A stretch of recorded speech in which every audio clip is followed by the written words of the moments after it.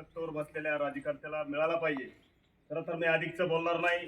आपल्या राज्यामध्ये या ठिकाणी आमचे शिवप्रेमी सर्व मराठा समाजाचे बांधव आणि सर्व ओबीसी समाजाचे बांधव गुन्हा गोविंद्याने पाटोदा तालुक्यात विविध मराठा समाजाचे याच तहसीलमध्ये विविध आंदोलनं झाली।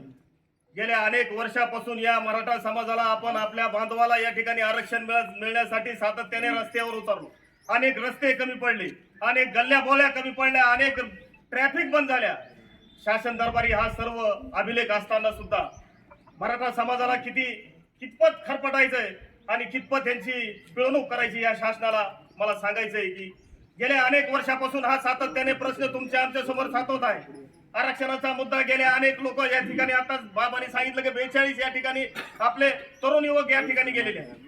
अनेक तरुणावर हल्ले झालेत, अनेकावर या ठिकाणी गुन्हे दाखल झालेले आहेत। बरेच तरुणांना विविध शासकीय नोकऱ्या लागताना त्यांना त्या ठिकाणी चारित्र्याचं प्रमाणपत्र मिळालं नाही का, तर आमच्या मराठा बांधवाला या ठिकाणी आरक्षण मिळालं पाहिजे आणि आमचा मराठा बांधव हा आरक्षणापासून वंचित जो आहे तो त्या प्रक्रियेत आला पाहिजे। मला या राजकारत्यांना सांगू इच्छितो की आता जे मनोज जरांगे पाटील यांचं आंदोलन चालू होतं हे शांतप्रिय आणि एक संविधानाच्या अनुसरून हे आंदोलन चालू असताना अचानकपणे त्यांची प्रकृती जरी बिघडली असेल परंतु आमच्या पोलीस प्रशासनाने या ठिकाणी त्यांच्यावर लाठी हल्ला करून या ठिकाणी आमच्या महिला भगिनी सुद्धा त्या ठिकाणी उपस्थित होत्या।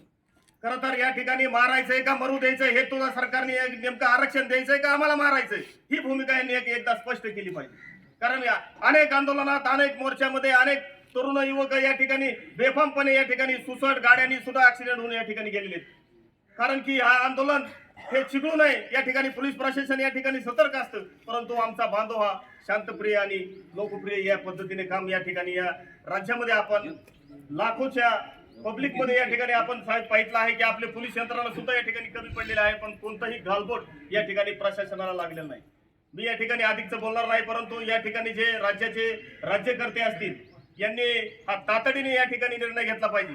सर्व समाजपोषक सर्वांनी या ठिकाणी पाठिंबा दिलेला आहे की हे आरक्षणाला आमचा कोणताही या ठिकाणी विरोध नाही।